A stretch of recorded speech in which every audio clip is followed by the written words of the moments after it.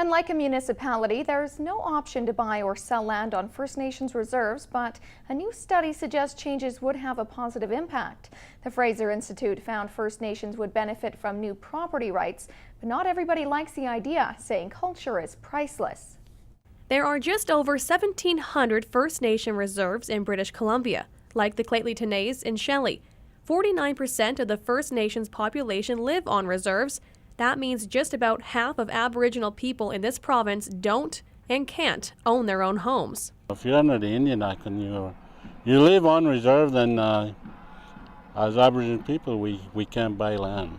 Reserves are Crown land on which there is no private ownership. A study by the Fraser Institute argues there should be. The study says the right to buy and sell property would increase economic prosperity. I don't agree. I think that it's the banks that have to change.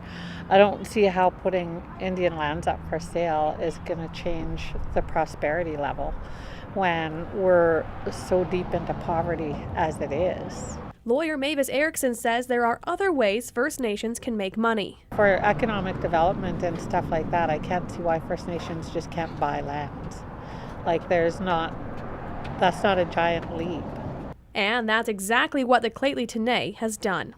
We bought land and we did it through a company. We own a company and we did it and we put it under the LP and that's the way we did it, so that we have fee simple land and and it's a start, it's a start for other Aboriginal people to do that, and to buy back land and be successful.